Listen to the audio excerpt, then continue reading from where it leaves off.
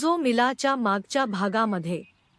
अर्णव त्याच्या बायकोकडे बघून हसला, जी इतरांकडून कसलीही अपेक्षा न ठेवता दयाळूपणे वागली. ती खऱ्या अर्थाने युनिकॉर्न आहे. या क्रूर जगात अशा प्रकारचे पात्र देखील अस्तित्वात आहे यावर विश्वास ठेवणे खूप वेगळे आणि कठीण आहे. एक निरागस परी त्याला कधी भेटली होती. पुढचा भाग. एक आठवडा उलटून गेला. दिल्ली. शांतिवन. मनोरमा कामानिमित्त बाहेर असताना मामा आणि नानी सोफ्यावर बसून एकमेकांशी बोलत होते. पायल आणि शीतल स्वयंपाकघरात सर्वांसाठी जेवण बनवत होत्या. HP मनोहर बडे साहेब जवळ गेला. मनोहर हान HP. भोलो. HP अर्णव भैयाने मला गेल्या महिन्यात घरच्या मदतीसाठी कोणीतरी आणायला सांगितले आहे. माझा भाऊ ओम इथे यायला तयार आहे. मी कालच अर्णव भैयाशी बोललो. त्याने ओमला लवकरात लवकर जॉईन व्हायला सांगितले. उद्यापासून मी त्याला कामावर आणू का?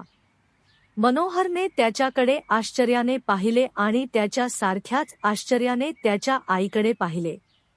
खरं तर त्या दिवसानंतर जेव्हा मनोरमाने कुशीला घरच्या कामात मदत करायला सांगितली आणि अर्णवने सगळं ऐकून घेतलं तेव्हा त्याने HP ला फोन केला आणि घरच्या मदतीसाठी योग्य कोणीतरी शोधायला सांगितलं.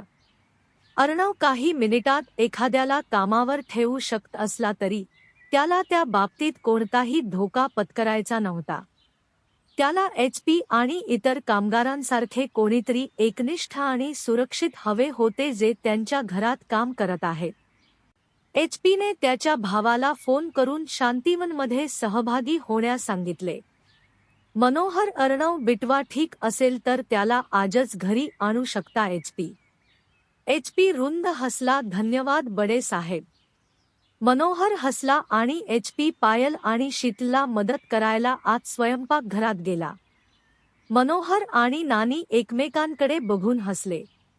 नानी मला वाटत नाही की छोटे कोणीही आपल्या बायकोवर डोळे काढू देतील. मनोहर जिजींनी त्यांना खूप छान वाढवले आहे. पण माझ्याकडे त्या संगोपनाचा अभाव आहे असे वाटते. आकाश आणि वंश त्यांच्या मम्माच्या तावडीतून बाहेर पडताना दिसत नाही. लग्नाच्या मूलभूत गोष्टी समजत नसलेल्या आपल्या मुलांबद्दल विचार करून त्याने उसासा टाकला.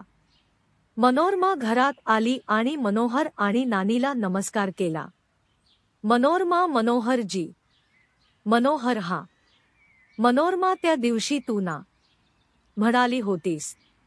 मनोहरने तिला मध्येच कापून टाकले. मी काय सांगितले? मनोरमाने उसासा टाकत डोळे मिटले. विसरलात? तू मला वंश आणि शीतलला सुट्टीसाठी पाठवायला सांगितलंस ना, म्हणून मी माझ्या एका मित्राला मनालीसाठी तिकीट बुक करण्यास सांगितले आहे. ठीक आहे ना? मनोहर हसला. तुझा मेंदू वाढायला लागलाय वाटतं. मनोरमा त्याच्याकडे पाहत म्हणाली. काय? मनोहर काही नाही. तुम्ही तिकिटे कधी बुक केली? मनोरमा पुढच्या आठवड्यात. मी तिला 1 आठवडा राहण्याची व्यवस्था करण्यास सांगितले आहे. ठीक आहे ना? मनोहर त्यांना मुक्कामाचा आनंद मिळत असेल तर ठीक आहे. मनोरमा त्यांना मजा येईल.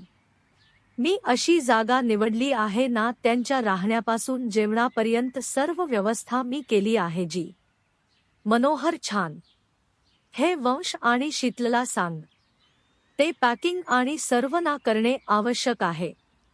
मनोरमा ठीक आहे जी. ती त्या दोघांसोबत बसली आणि बोलू लागली. वंश आणि आकाश काम आटोपून घरात आले. मनोरमाने वंशकडे बघत हसत हसत त्याला हाक मारली. मनोरमा वंश बिटवा. वंश थांबला आणि आईकडे पाहिलं. हामा. मनोरमा मी तुझ्या आणि शीतलची ट्रिप अरेंज केली आहे.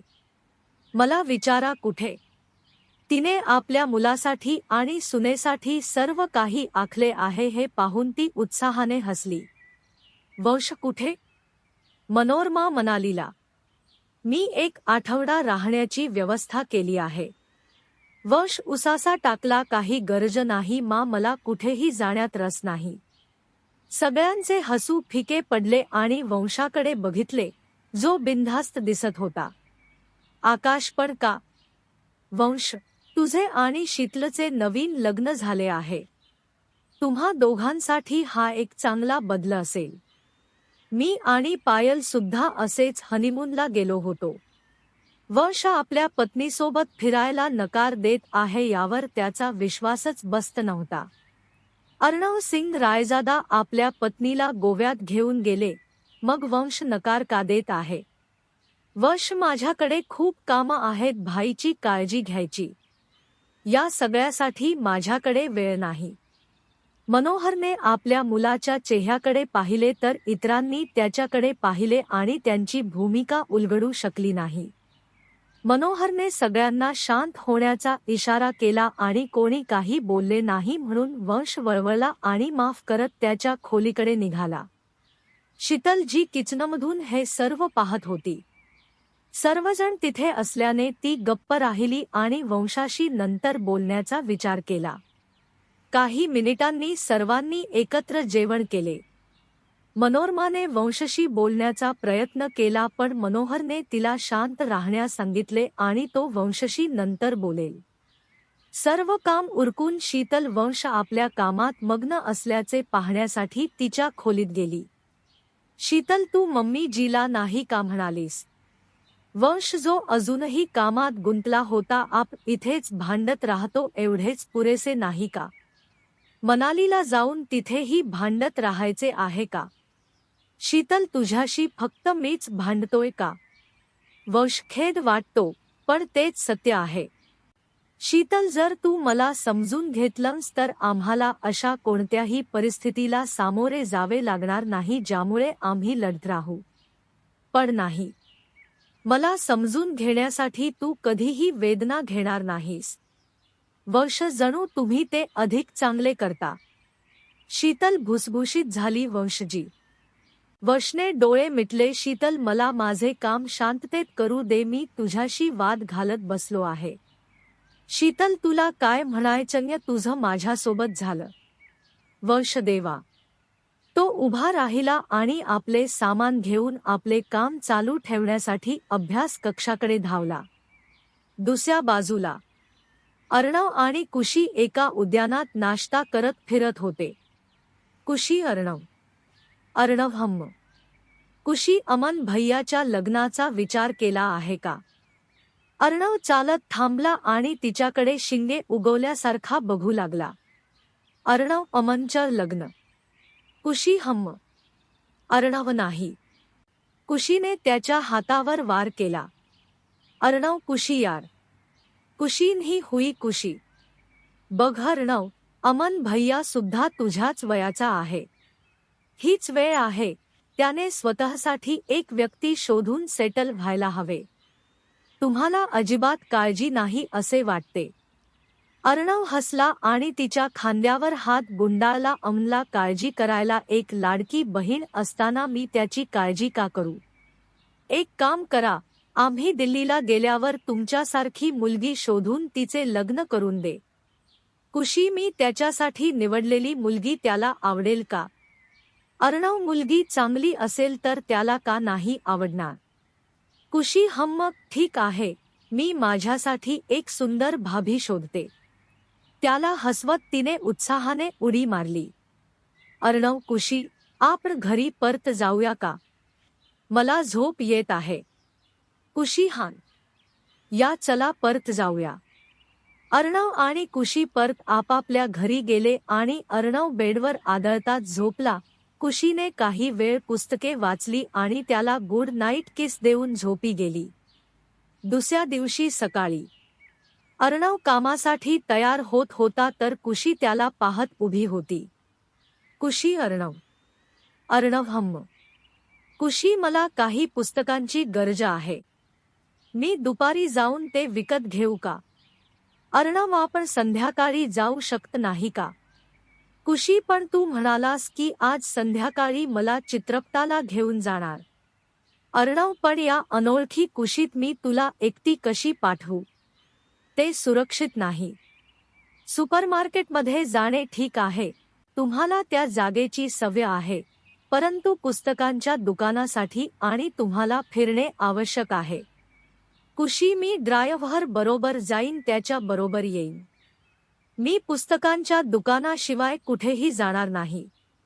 साची, प्लीज अर्णव. अर्णवने उसासा टाकला आणि तिचा चेहरा पुसला. तू तशी लहान आहेस कुशी. कुशी बोलली. अर्णव, जा सुरक्षित कुशी ये. तिच्या गालाचे चुंबन घेत त्याने तिला मिठी मारली आणि तिचे स्मित हास्य केले. अर्णव आणि काही खोडसाळपणा नाही. अजूनही त्याच्या मिठीत उभी असलेली ती मिठीतून बाहेर आली. कुशी म्हणाली, मी खोडकर नाही.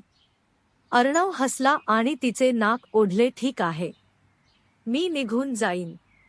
आणि कुशी, सुरक्षित रहा. त्याने आपले शेवटचे शब्द कठोरपणे तिला मान हलवून सांगितले. पुन्हा तिच्या गालाचे चुंबन घेत त्याने तिला निरोप दिला आणि त्यांच्या ड्रायव्हरला तिला सुरक्षितपणे घेऊन जाण्यास सांगून त्याच्या ऑफिसमध्ये गेला. कुशी तयार झाली आणि ड्रायव्हरसोबत पुस्तकांच्या दुकानात गेली. तिने तिची आवडती कादंबरी शोधण्याचा प्रयत्न केला, पण ती सापडली नाही. तिने इतर 2 दुकानातही प्रयत्न केला, पण त्या दिवशी नशीब तिच्या बाजूने नव्हते असे दिसते. कोणीतरी तिच्या खांद्यावर टपली मारत आहे असे वाटून ती जाण्याच्या बेतात होती. ती अक्षरा होती. बघून वळली. ती तिच्याकडे बघून हसली. कुशी, अहो हाय. अक्षरा, हाय. कुशी, कशी आहेस? आता तुझा पाय कसा आहे? अक्षरा, चांगली आहे कुशी. विचारल्याबद्दल धन्यवाद. कुशी हसली. इथे काय करतोयस? अक्षरा, ॲड शूट है.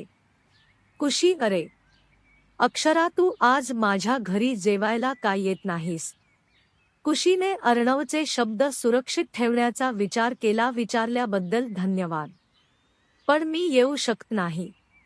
अक्षरा, ऐसा कैसे? माझ्या सर्वात कठीण परिस्थितीत तू मला मदत केलीस. दुपारच्या जेवणात तुमच्याशी वागण्याचा विशेषाधिकार मला मिळू शकत नाही का? कुशी, खूप दयाळू आहे तुझी. पण खरोखर ते ठीक आहे. कोणत्याही उपचारांची गरज नाही. तुम्ही आधी बरे व्हा. अक्षरा, कुशी, प्लीज, मी आग्रह करतो. कुशीला वाटलं, मी अर्णवला असं म्हटलं तर तो मला शिव्या देईल. अक्षरा मात्र खूप आग्रही आहे. मी नाही गेलो तर तिला वाईट वाटेल. परंतु अनोळखी लोकांवर विश्वास ठेवणे आणि त्यांच्याबरोबर जाणे इतके चांगले नाही. पण ती मला सोडत नाहीये. चल, एक काम करू, मी स्वतः त्याला कळवता जाईन. तिच्यासोबत जेवायला काय हरकत आहे, हे ना? कुशी, ठीक आहे, पण मी जास्त वेळ राहू शकत नाही. ते ठीक होईल का? अक्षरा रुंद हसली. Double okay. कुशी, छान. अक्षरा, ये. वाटेत काहीतरी घेऊन माझ्या घरी जाऊ. कुशी, का? अक्षरा, आत्ताच मी तुला पाहिलं. आमची भेट ठरलेली नव्हती. मी जाऊन इथून पुढे स्वयंपाक करायला लागलो तर जास्त वेळ लागेल ना.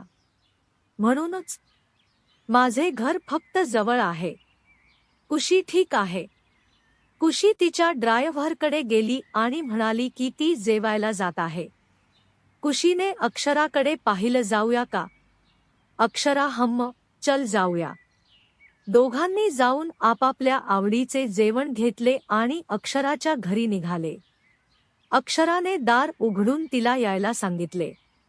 तिचे घर पाहून कुशी प्रभावित झाली. कुशी, खरंच खूप सुंदर घर आहे. अक्षरा, धन्यवाद. तू बस. कुशी सोफ्यावर बसली तर अक्षरा टेबलावर भांडी लावत होती.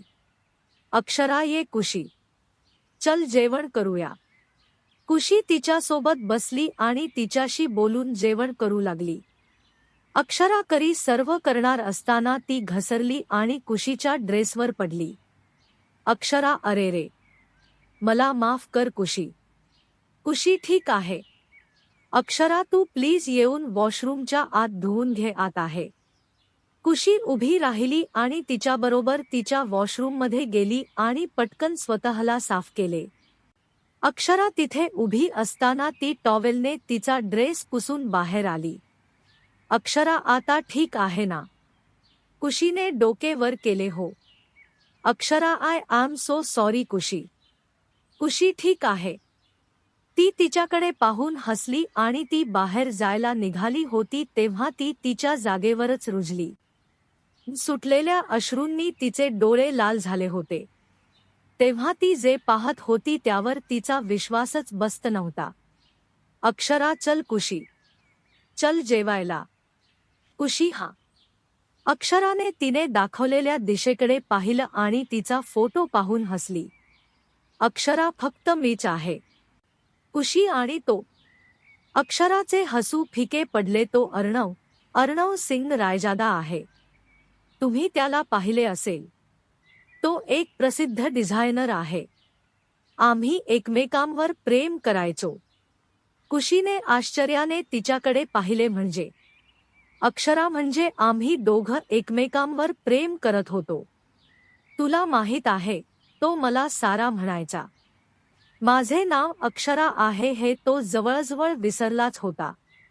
पण सर्वच प्रेमकथांचा शेवट आनंददायी असतोच असे नाही. कौटुंबिक दबावामुळे त्याला दुसऱ्या मुलीशी लग्न करावे लागले. आम्ही आता एकत्र नाही. कुशीचे डोळे अश्रूंनी वाहू लागले. अर्णवच्या चेहऱ्यावरचे तेजस्वी हास्य तिला दिसले. ते दोघेही एकमेकांच्या विरोधात डोके आपटून उभे होते. अक्षरा, तुम्ही विचार करत असाल की तो माझ्यासोबत नसेल तर मी त्याच्या फोटोचे काय करत आहे? काय करू कुशी? आम्ही एकमेकांवर इतके वर्ष प्रेम केले की त्याला विसरणे मला अशक्य झाले. म्हणून मी त्याचा फोटो ठेवला आहे. कृपया हे कोणालाही सांगू नका. मी एक अभिनेत्री आहे आणि ती एक सेलिब्रिटी आहे. त्यातून नको असलेल्या अफवा निर्माण होतील. आणि मला त्याच्या वैवाहिक जीवनात कोणताही त्रास नको आहे. मला आशा आहे की आपण समजून घ्या. कुशीने दूर पाहिले आणि अश्रू आवरण्यासाठी अनेक वेळा डोळे मिचकावले. अक्षरा, चल कुशी, चल जेवायला. कुशी, सॉरी, उशीर झाला. मला जावे लागेल, माफ करा. अक्षराने तिचा हात धरला. एक मिनिट कुशी. त्याने तिला मिठी मारली का माहित नाही, पण मला तुझ्याबरोबर वेळ घालवायला छान वाटते. शक्य असल्यास आणि तुम्हाला कोणतीही समस्या नसल्यास कृपया येथे या. मान हलवत कुशी धावत सुटली. तिला तिच्या हृदयाचे अनेक तुकडे झाल्याचे जाणवले. ती अशी इथे यायला नको होती. जर ती आली नसती तर ती असे सत्य टाळू शकली असती आणि तिच्या खोट्या वाड्यात आनंदाने राहिली असती की एक दिवस त्यांच्यामध्ये सर्व काही योग्य ठिकाणी पडेल. लग्नाआधी अर्णवचं दुसऱ्या मुलीवर प्रेम होत हे तिला मान्यच नव्हतं. त्यांच्या घरी पोहोचून ती गच्चीकडे धावली आणि तिथे बसून मोठ्याने रडत तिच्या शरीरातील सर्व वेदना बाहेर काढल्या. निसर्गही तिच्यासाठी रडला आणि जानेवारी महिन्यातही तिच्यासोबत रडत पाऊस पाडला. पाऊस कमी होईल या आशेने ती पावसात शांत बसली. पण झाले नाही. सगळ्यात दुःखाची गोष्ट म्हणजे कुशीला आता तिला अर्णववर किती प्रेम आहे हे समजले आहे. तिला समजले की ती त्याच्यामध्ये आणि या नात्यात खूप आहे. तिला समजले की ती त्या माणसावर खूप प्रेम करते. वडिलांवर तिचं प्रेम असलं तरी वडिलांनी शीलाला आईची जागा दिल्याचा राग तिच्या मनात खोलवर दडला होता. त्यामुळेच ती शीलाला तिच्या आईच्या रूपात कधीच पाहू शकली नाही. पण अर्णवसाठी तिच्याकडे फक्त आणि फक्त प्रेमाचं शुद्ध रूप होतं. अर्णव हा तो माणूस आहे ज्याच्या मनात तिचे पूर्ण मन होते. त्यामुळेच लग्नाआधी अर्णवच्या आयुष्यात कोणीतरी होते हे तिला कळल्यावर तिला काहीच त्रास होत नाही. कुशी, मी अर्णव आणि अक्षराच्या मध्ये आलो का? मी अर्णवचे प्रेम हिरावून घेतले का? दुःख तेव्हा असते जेव्हा तुम्हाला याची जाणीव होते की ज्याच्याकडे तुमचे संपूर्ण मन आहे त्याच्यासाठी तुम्ही काहीच नाही. कुशी आता त्यातून गेली. तिच्यासोबत घालवलेले ते सर्व सुंदर क्षण आठवून ती पावसात भिजत बसली आणि हळूहळू स्वतःला त्याच्या आठवणीत हरवून बसले. तिने डोळे मिटले जे जळू लागले आणि बेशुद्ध अवस्थेत जमिनीवर पडली. दुसऱ्या बाजूला अर्णव सिग्नलवर उभा राहून पावसामुळे झालेल्या बेशिस्त ट्रॅफिकला शिव्या देत होता. त्याने कुशीला वचन दिले आहे की तो तिला आज चित्रपटात घेईल, पण आज निसर्ग त्याच्या पूर्णपणे विरोधात आहे असे दिसते. ट्रॅफिक लवकरच सुरळीत होईल या आशेने त्याने अधीरतेने स्टेअरिंग दाबले. त्याला आशा होती की कुशी त्याच्यासाठी काळजीत राहणार नाही. त्याचा फोन बंद आहे आणि तो तिला त्याच्या ठावठिकाणाबद्दल माहिती देऊ शकला नाही. कुठलेही वाहन 1 इंचही पुढे जाण्याचे नाव घेत नसल्याचे त्यांनी पाहिले. त्याने सीटवर परत टेकून उसासा टाकला. वाहतूक सुरळीत व्हायला 45 मिनिटे लागली आणि त्याने आपले वाहन परत सुरू केले आणि घराकडे निघाले. पुढच्या 20 मिनिटात तो घरी गेला. घरी पोहोचताच तो थक्क झाला. अर्णव, काय? इथे इतका अंधार का आहे? बाहेर विजेचा कडकडाट आणि गडगडाटाचा आवाज आल्याने त्याच्या मनात भीती निर्माण झाली आणि त्याचे हात लगेचच लाईटच्या स्विचकडे गेले. त्याने दिवे लावले आणि त्याची नजर संपूर्ण परिसरात फिरली. अर्णव, कुशी. काहीच उत्तर आलं नाही. हातात जे काही आहे ते टाकून तो वरच्या मजल्यावर धावला. त्याने घरभर तिचा शोध घेतला, पण ती तिथे नव्हती. अर्णव, कुशी. तो पुन्हा ओरडला. मात्र तिचा कुठेही पत्ता लागला नाही. निराशेने त्याने केसात बोटे फिरवली. अर्णव, कुशी कुठे आहेस? तो वेड्यासारखा घरभर तिला शोधत पळत सुटला. डोळ्यांसमोर अत्यंत हृदयद्रावक दृश्य उलगडताना पाहून शेवटी त्याची पावले मृतावस्थेतच थांबली. कुशी निर्जीवपणे जमिनीवर पडलेली पाहून त्याचा आत्मा बाहेर काढला गेला आहे आणि त्याचे आतील भाग मुरडले आहेत असे वाटल्याने तो जमिनीवर कोसळला. अर्णव, कुशी. स्वतःच्या कानाला क्वचितच ऐकू येत नाही अशी कुजबूज त्याने केली.